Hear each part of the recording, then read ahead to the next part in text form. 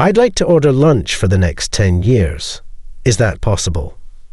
On the brink of closing, my family's diner was in a tough spot. The one who placed the order was a woman as beautiful as a model. Faced with this unexpected order, both my parents and I were stunned. Then the woman who ordered started chuckling at the sight of us. Is 10 years too short? How about 30 years? Seeing her mischievously smiling, I was reminded of an old friend. My name is Michael. This year, I'll turn 29. Currently, I work at my family's diner, run by my dad, mom, and me, a family of 3. We're not rich, but we're happy. Our diner is a local eatery frequented occasionally by my high school classmates. I grew up in this neighborhood. I attended a local public high school. I wasn't particularly bright, but I spent 3 fulfilling years having fun with my classmates. There was a girl I was interested in. Her name was Emily, and we were in the same class for 3 years. She was slim and pretty like a model. On the other hand, I wasn't much of a looker. I didn't have enough confidence to pursue someone out of my league. What concerned me was her pale complexion. Emily was popular with the boys. She was respected by the girls, but no one seemed to notice her pallor. But I couldn't bring myself to mention it. In that way, I couldn't take my eyes off her. In high school, we brought our own lunch. My mom always nagged me to eat 3 meals a day, no matter what. Being from a diner family, my lunch was always hearty. It was enough to satisfy any growing boy. However, Emily always skipped lunch. One day, I asked one of her close friends about it. Why doesn't Emily eat her lunch? I somehow felt uneasy asking her directly. Oh, Emily is on a diet. She only eats 2 meals a day. It's amazing how thin she is, Emily's friend told me. Why do girls want to be so thin? I couldn't understand. Well, I guess that's just how it is. I was concerned, but that's where I left it. Then one day something happened. Emily's friend was absent. The friend I usually eat lunch with was called away for a club activity. Emily, as usual, was studying alone during lunchtime. While others were spreading out their lunch, Emily, is it okay if I sit here? Curious, I took the seat in front of her. The class was noisy, and no one paid any mind to us. Oh, yeah, Emily replied. Aren't you eating lunch? I heard you were on a diet. As I said that, I opened my own lunch. Yes, that's right, but take care not to ruin your health. Everyone says you're slim and praises you, but you look pale. When I said that, Emily stopped what she was doing. Her smile from earlier was gone. Her face was tense, and I froze, wondering if I had said something wrong. And no, but I do think you're beautiful. What I meant wasn't that you're unattractive or anything. Sorry, that was a poor choice of words. I really didn't mean any harm. Being on a diet is important too. I apologized. After hearing that, Emily's expression softened a bit. No, it's okay. You were just worried, right?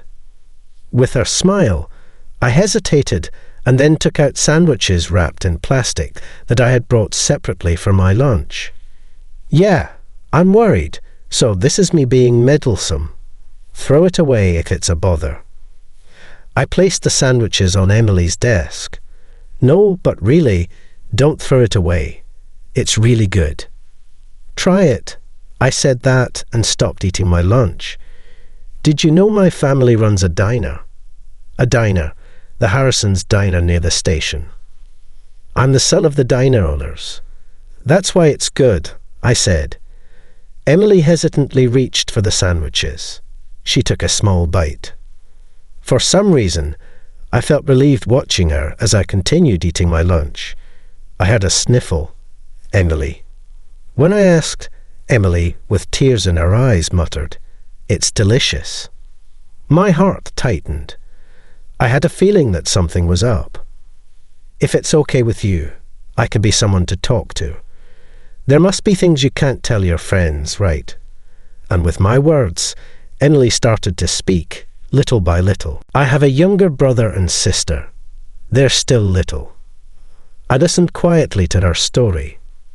But my father passed away 3 years ago, and now my mom is supporting us all by herself.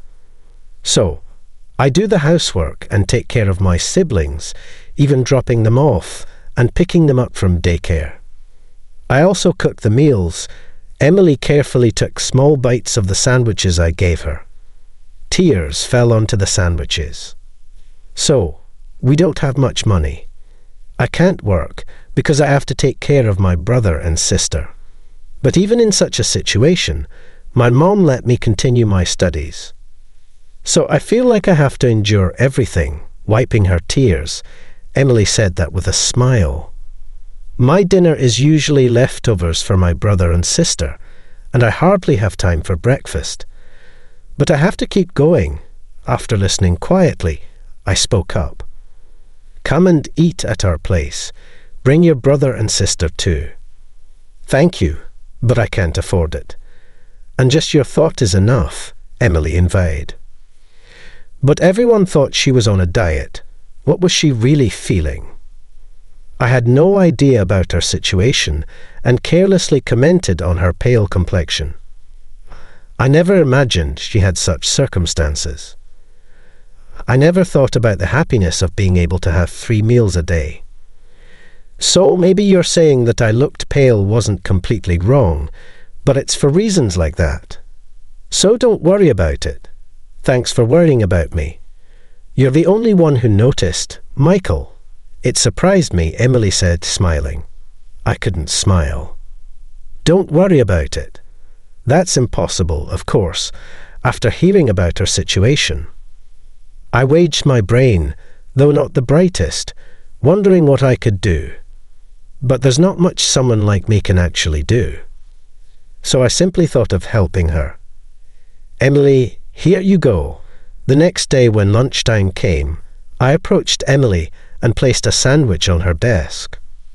As expected, Emily looked surprised. Michael, didn't I say Emily doesn't eat lunch? One of Emily's friends asked me. Yeah, but I want to give it, so it's okay. Emily stared at the sandwich on the desk. It's from Harrison's Diner, their special club sandwich. Be grateful and eat. Emily, you're a bit too thin. Saying that, I returned to my seat. Was it okay? Was it unnatural? Emily talked with her friend for a bit and then said to me, "Thank you," gratefully. She smiled brightly, and I felt a deep relief. Since then, I continued to give Emily a sandwich every day. Soon, everyone in the class knew about it. Hey, Michael, you like Emily, don't you? One of my classmates said that to me. It was when I was giving a sandwich to Emily. What? No, Emily, concerned about me, tried to refute it. She probably understood why I was giving her the sandwiches, but I didn't want her circumstances to be known. Is it a problem? The whole class buzzed at my words. You silly, right? If you're trying to impress Emily, there are better things than carbs every day. If you really liked her, you wouldn't do that. The classmate mocked and ridiculed me. But I retorted, I'm the son of the Harrison Diner. I'm just giving her the sandwiches I think are most valuable. At that, the classmate tried to mock me again, but Emily's friend countered with a solid argument. It's none of your business, right? Thanks to that, no one else said anything to me. Emily kept saying, I feel guilty, and that's enough. But I said, if you don't eat it, just throw it away, and continued giving her sandwiches until graduation. I thought doing anything more would surely burden Emily, so that was all I felt I could do. Until graduation, no one discovered Emily's family situation.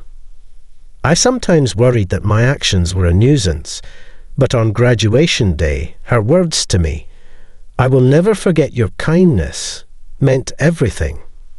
Afterward, I went to culinary school.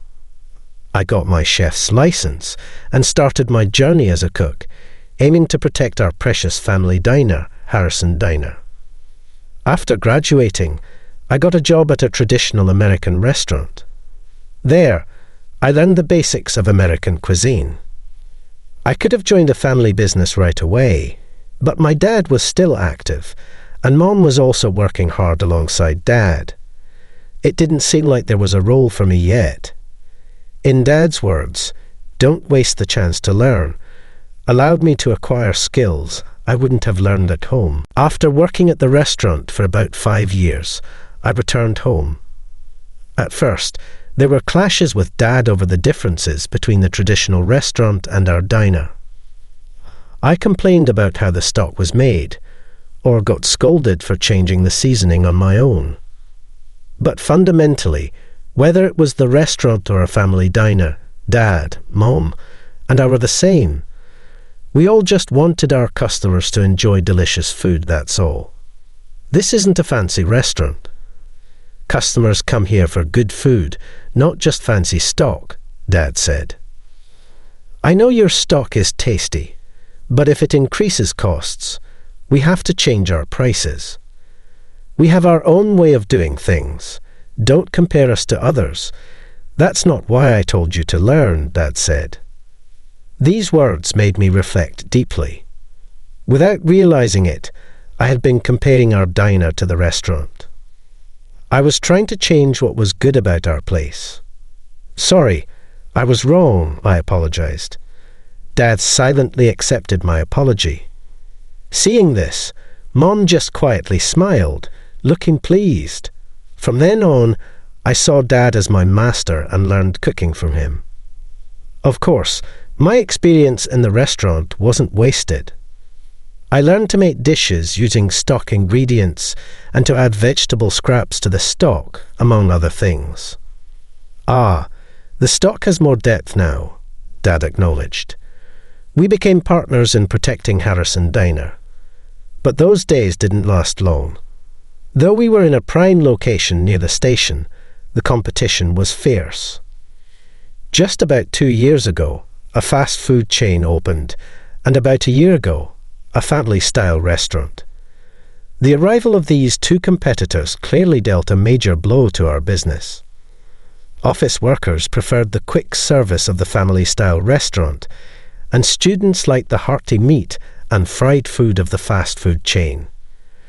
To adapt, we introduced quicker pasta and started offering takeout, including fried food combos aimed at students.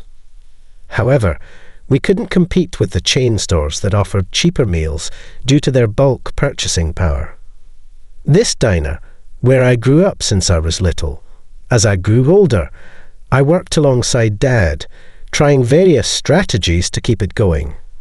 But the number of customers dwindled, and we had many days that felt like we were closed even when we were open. Our regulars and friends who occasionally visited would say, "Don't give up and keep going." But it was hard to know what more we could do. That day we had no customers at all. The diner was eerily quiet during lunchtime. "Maybe we should close the diner," I said, and Dad responded, "Yeah, I think so. We've reached our limit." His voice, resigned and sad, echoed in my heart, and Mom just looked down. I felt like crying, seeing the two of them like that. "Sorry, I know you did your best, but sometimes things just end, no matter what." Dad patted my shoulder. He was probably more inclined to cry than I was. The silence was broken by the sound of the door opening. We instinctively looked up. "Hello," I said brightly, as if to blow away the heavy air from earlier. Even if we were closing, I wanted to cherish every customer until the end. "Hello, how are you?" echoed Dad and Mom, also brightening up. The person who entered wasn't a regular. She was a slender, beautiful woman I didn't recognize. "Please, have a seat here," Mom offered as she removed her sunglasses. The woman said, "No, I'm not here for a meal." "Dad, Mom," and I froze at her words. Then the woman looked at me and smiled. "I'd like to order lunch for the next 10 years. Is that possible?" I blurted out. Surprised, both of my parents were equally stunned by this unexpected order. Then the woman chuckled at our reaction. "Is 10 years too short? How about 30 years? She joked with a mischievous smile. That smile triggered a memory in me. "Hey, it's been a while, Michael." It was her. I stepped forward. "Emily, is that you?" "Wow, it's been so long." Yes, the beautiful woman was Emily, the same classmate I used to give sandwiches to in high school. The unexpected reunion filled me with joy. "Mom, make some coffee. Come on, have a seat," I urged, but Emily laughed.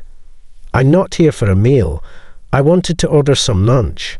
I tilted my head in confusion. While Mom prepared the coffee, we sat facing each other at the table. "What do you mean? And what are you up to now? Are you doing well?" I asked, and Emily replied, "You didn't know. I'm kind of a celebrity now." Emily began her story about her life after graduating from high school. Apparently, she was introduced to a cooking class by a senior at the company where she worked as an office clerk. The class focused on nutritious and budget-friendly cooking. Being new, the class offered her a spot as a monitor. Concerned about her own pale complexion, which I had pointed out, and constantly worrying about her siblings' health, Emily was drawn to the class's focus on nutritious and budget-friendly cooking.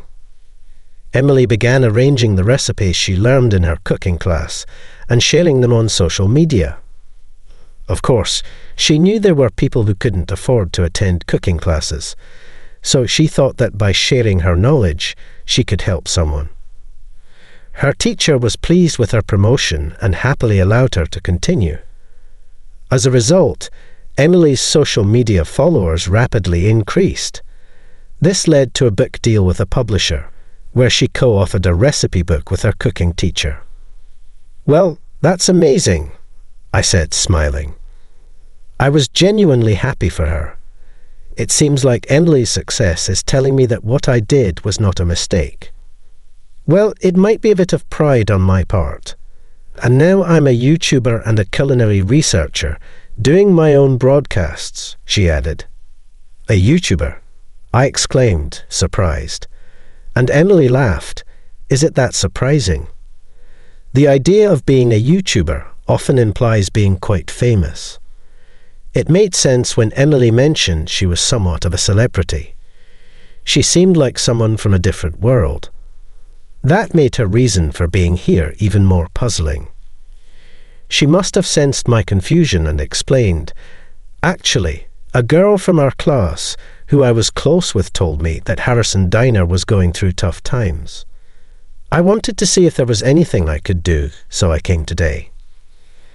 "I see, thank you," I said, expressing my gratitude. Emily then said, "I should be the one thanking you. You don't know how much you helped me back then. It wasn't just the sandwiches, but also your thoughtfulness and kindness." I looked up at her. "The person I am today is because of you, Michael. You pointed out my pale complexion and provided those sandwiches, which are from here. So, for this diner, I'll order for 10 years, 20 years, however long it takes. Now it's my turn to help you." Tears welled up in my eyes. "Thank you," I managed to say, and she just smiled happily. "I'll deliver lunch every day," I promised. "Could you also make them for my brother and sister?" "They need lunch for school every day," she asked, tears streaming down my face as I repeatedly nodded at her words. After that, Emily and I kept in regular contact. It wasn't just about the lunch. I didn't want to let this opportunity Emily gave me go to waste. Swallowing my pride, I asked Emily to teach me about cooking. I can't let pride waste an opportunity to learn, I thought. That was something Dad had told me after I graduated from culinary school. We started focusing on budget-friendly cooking to cut costs and creating nutritious meals to differentiate from other eateries. This approach attracted a younger clientele and, thanks to social media, brought in customers of all ages. Our diner regained its bustling atmosphere and our business stabilized. Emily promoted Harrison Diner's secret recipes on her YouTube channel, which also brought us great publicity. We built a new friendship, supporting and being supported by each other. One day while chatting, I said to Emily, "Hey, why don't you come and eat here with your brother and sister? You've been having our lunch, but you've never visited the diner, right? Your mom is welcome too." Emily was delighted by my invitation. Back in high school, I had once suggested bringing your brother and sister along, but at that time, Emily declined, saying she couldn't afford it. Of course, I never intended to charge her then or now. I just wanted to make her happy. On the day of closing, I opened the diner and cooked for the 4 of them. "What would you like to order?" I asked. They looked at each other and then said, "Some sandwiches, please, sandwiches." I was taken aback. Sandwiches weren't on the menu. Although I used to boast about Harrison Diner's special sandwiches, those were just something Mom made. "I really wanted my mom, brother, and sister to taste your family sandwiches," Emily said. To her, those sandwiches were something special.